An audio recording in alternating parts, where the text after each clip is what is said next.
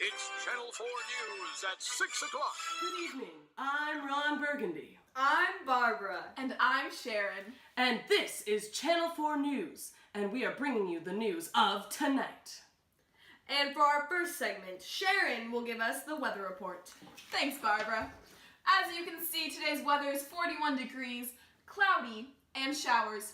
The weather really reminds me of the bleakness and pointlessness of life. Are you okay over there, Sharon? You see, Barbara, I suffer from SAD, S-A-D, seasonal affective disorder. The cold and gray skies just really take my energy away and makes me feel moody. I just want to go home.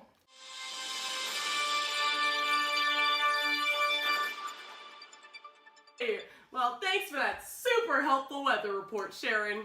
Maybe you should look for a new profession. All right. We have our reporter, Jonathan Newport, out in the field at Lab Laboratories to tell us about this new psychological experiment. And may be helpful for those of you that like to trick their friends. Take it away, Jonathan. Hi, I'm Jonathan Newport, and I'm in the field today at Ivan Pavlov's laboratory that's getting recognition for his new study that's similar to Ivan Pavlov. Well, hello. I'm Ivan Pavlov, and I've conducted a study very similar to the Pavlov's dog experiment. And what I did was, Ivan Pavlov, not to be confused with me, took dogs, and what he would do was he would take them and take their unconditioned stimulus, which was food, and the unconditioned response, salivation, and combined it with a bell, which initially had no response. During conditioning, he combined the unconditioned stimulus of the bell and the food to create the unconditioned response of salivation. So the dog learned the association between the food and the bell. And after conditioning, there was a conditioned response of salivation when the conditioned stimulus of the bell was played. So what I did was I did a replication experiment with humans. And I even brought one of my test subjects with me today. And I will now demonstrate by playing a bell sound.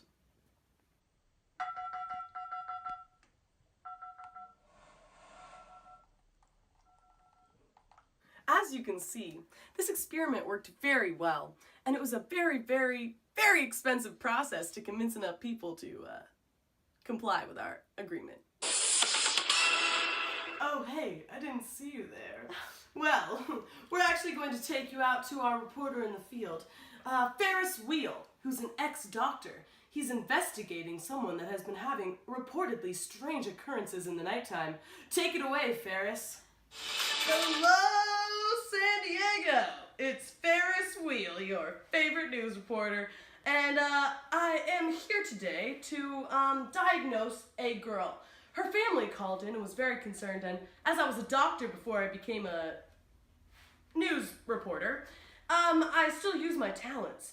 So they asked me to come down here and diagnose her. Apparently, while she's been sleeping, there's been strange activity, and they want to know what's going on.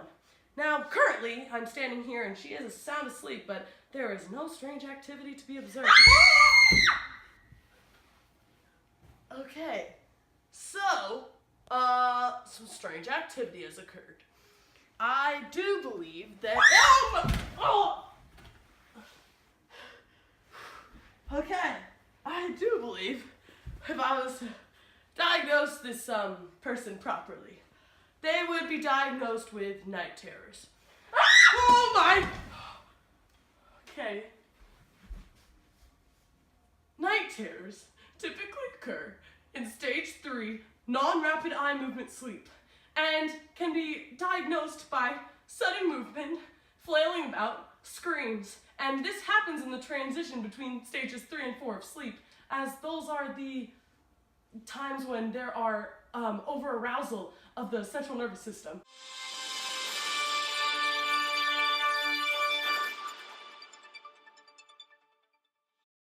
So, another diagnosis by Ferris Wheel. Thank you, San Diego. Breaking news! Interrupting your regularly scheduled program, a very sad incident has just been reported. Let's go straight to our reporter in the field. Audio Breaking news, I'm here with Dr. Pepper, and we're here on the scene with Trey Messner's death, the CEO of Big Money Messner Productions. Doctor, can you tell us more? It was a very, very tragic event. You see, Mr. Messner was exposed to too many high school students, and the stress level gave him an aneurysm. He passed away right here. Now we're going to cut to see how his closest friends are handling the situation.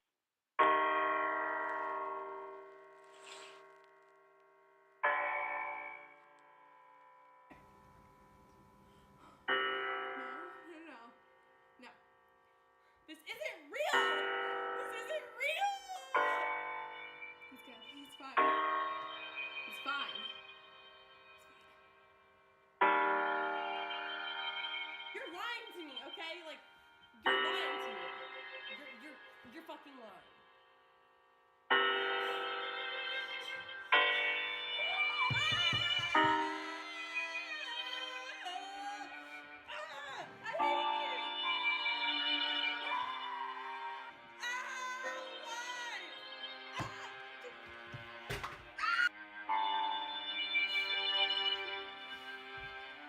Dear Jesus, I will never spit on a homeless person again.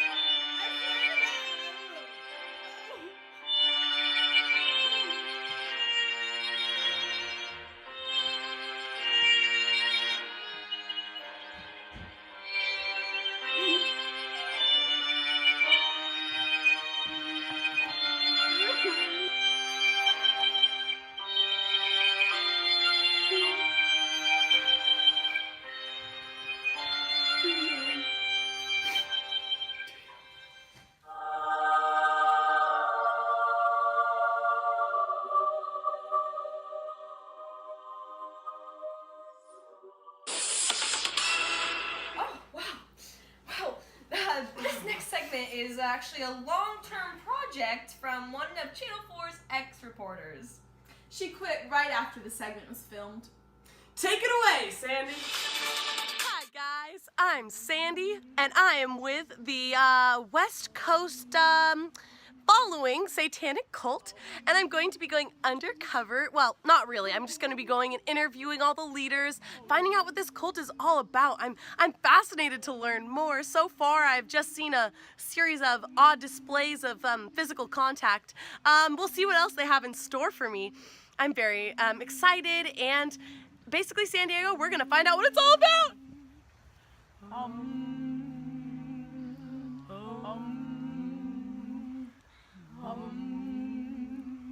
Satan is Jesus. Hey guys, I've been out here for about a week now with the Central Coast following the satanic cult, and I have conformed.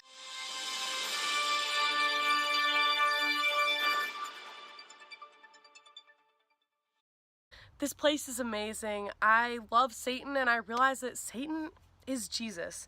So I'm quitting my job. Goodbye, Channel 4 News. I'm officially quitting. This is where I belong. Thank you. Do you have mommy or daddy issues? I sure do. I know you do. Sharon, this can't happen again. We can't have an electric complex scandal on our show. Sorry, Dad.